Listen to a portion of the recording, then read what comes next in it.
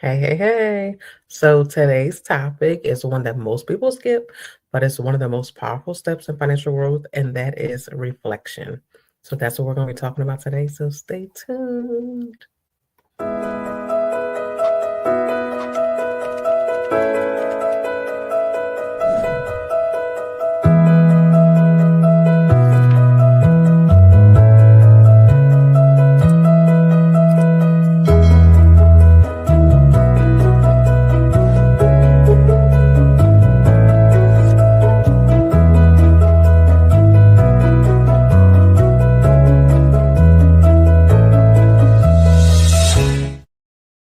Hey, hey, hey. So it's Coach D, your financial coach.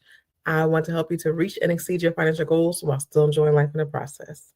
So today, our topic is reflect and review what your 2025 numbers are telling you. So, you know, here's the thing. You can't fix what you don't understand. So how you can't improve what haven't worked if you don't look at it. So that's why today's topic is so important because we usually start our new year fresh, fresh, fresh. We're always starting. I'm going to start fresh and a fresh start. But if I keep having a fresh start and I'm not looking at what went wrong or what caused things to not go properly or better the year before, then guess what? I keep starting fresh, but it's never going to work. It's going to keep having issues, you know? So that's why today's topic is so important. So thank you for tuning in. If you've been here before, welcome back. If it's your first time, Talk Tuesday is our weekly segment where we go over tips to help you enhance your finances.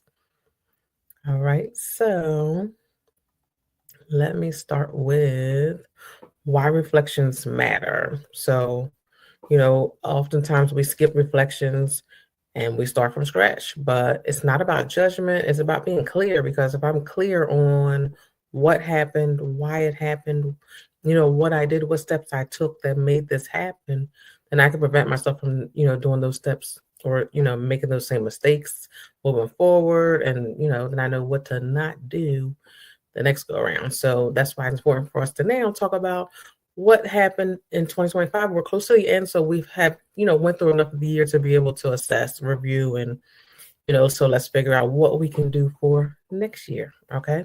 So when I review my year, I'm not just looking at the numbers, I'm looking at patterns. What am I doing all the time? What am I doing? If I feel like I keep forgetting to do something that I said I'm going to do on Fridays, or maybe I need to switch it to Thursdays. Fridays aren't the day for me. So just paying attention to what happened, what's my patterns that I'm doing with my savings. Maybe, things I'm doing with my savings, I'm putting money in savings, pulling it back out. What is my pattern? My patterns about the way things make me feel, certain things that happen every time I look at my bank account and it just stresses me out. Okay, so I have to figure out why is it stressing me out. So there's different things.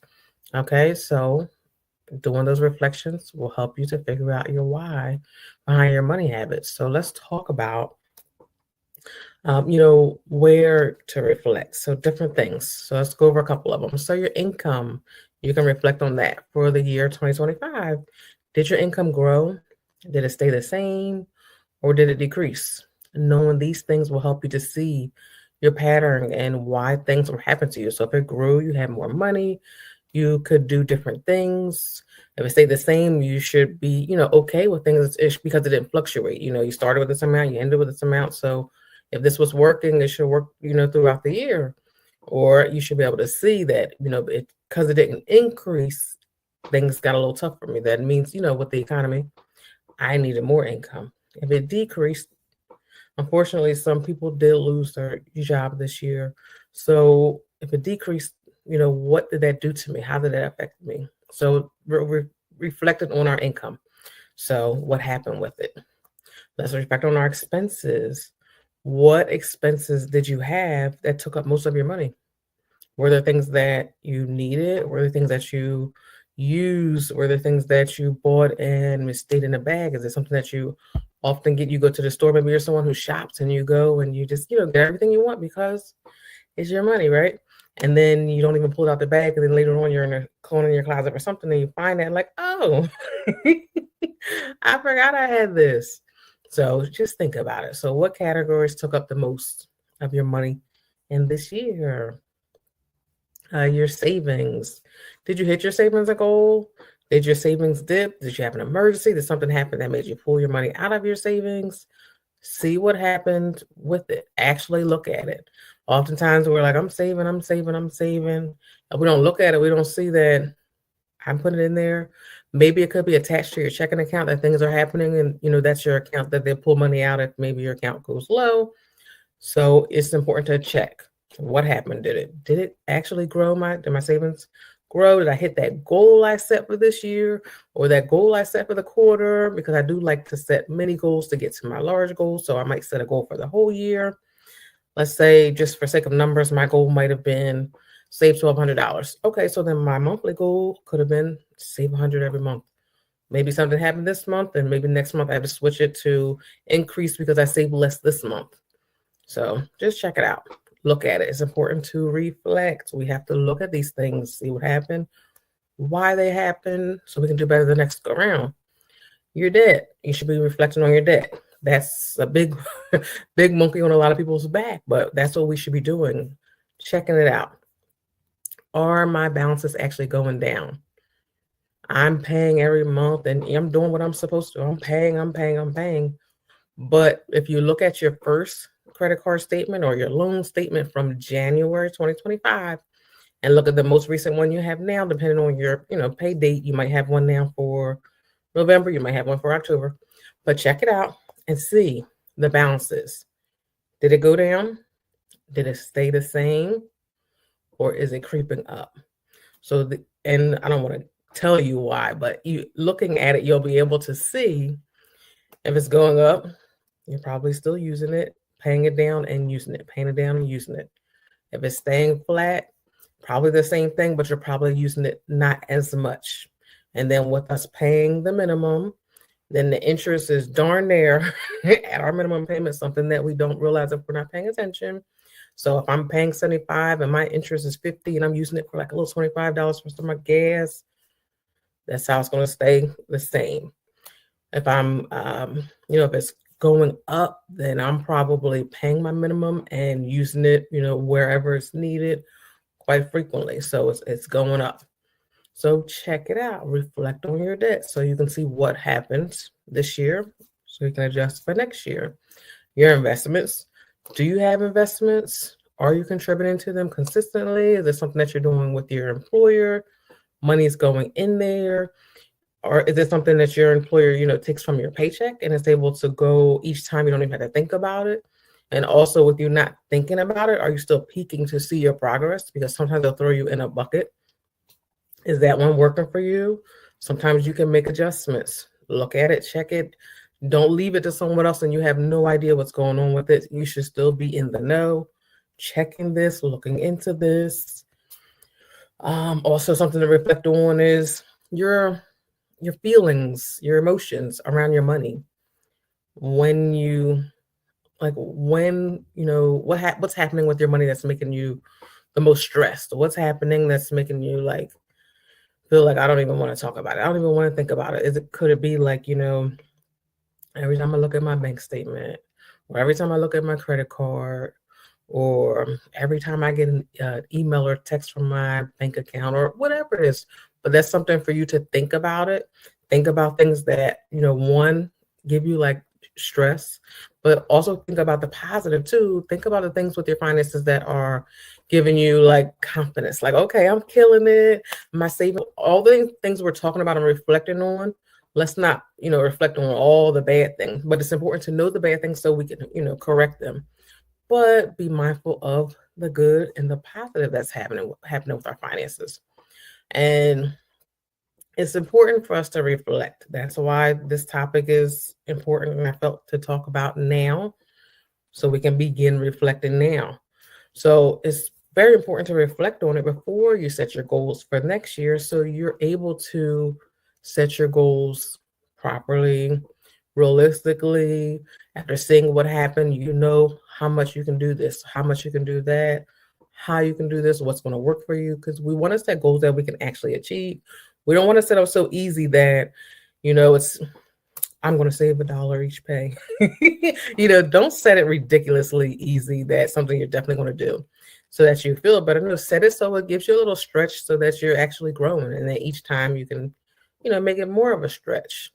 Challenge yourself to reach these goals. Challenge yourself. Okay. And, right now it's just perfect time to be thinking, getting ready so you can start 2026 off the right way. Okay. Some things you should be asking yourself would be, you know, what went well this year, right? What drained or exhausted me this year? What lessons did I learn the hard way? Sometimes we learn lessons and it's just like, oh gosh, I knew better. I knew better, So think about those things because most things that happen like that, you'll remember. You will remember because those things are, it sometimes takes a lot out of you.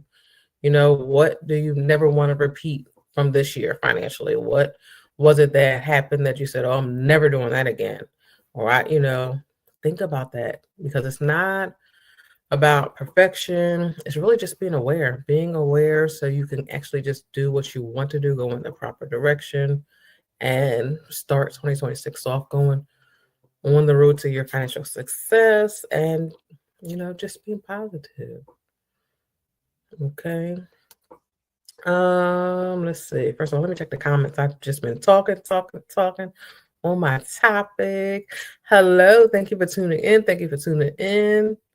Thank you. I appreciate you for being here with me. All right. All right.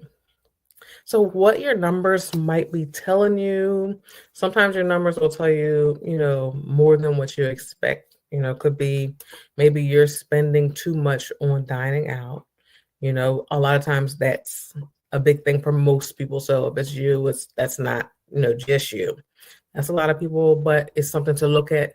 If you're seeing that you're spending more on dining out than you're actually saving, that's like, okay, all right, I gotta figure this out, But just looking at it, what your stuff is telling you, your numbers are telling you when you're looking at them. As far as your debt, if your debt hasn't moved, we talked about that when we talked about just a moment ago about reviewing your debt for the reflection. Look at account balance at the beginning of the year, looking at the end. Then, maybe you need to create a payoff plan. Maybe you need to create a different approach to it, and not to be salesy, but I do have done for you service will actually create a debt payoff plan for you. But since I thought about it, I just shot that in there. But visit my website, enhanceyourfinances.com, if that's something that would help you. If you, earned more, but you still felt like you were broke, like money was still tight, then, that's something that is something we should be really reflecting on. And actually, I should let you know in February, I'm going to teach a class on just that. Why I'm earning more, but I still feel broke. That's the exact topic. So stay tuned in February. That's a live class that we'll be teaching, a master class. If you have pre-ordered our financial planners, that's a class that you get for free. You get to attend for free. You don't have to pay. So pre-sale goes on until the end of the month. So if you haven't, check that out. If not, then you can just pay to join the class and join and learn with us. All right. Something else that you could be, your numbers could be telling you is my savings is stalling. My savings is not growing. It's just staying in the same spot. I've just been saving. And every year I just can't get over the $1,000 mark. I can't get over the $5,000 mark, whatever. There could be a hump you just can't get over. Every time I get to $2,000, something comes up and I have to pull my money out. And then I go back down to $500. What is happening?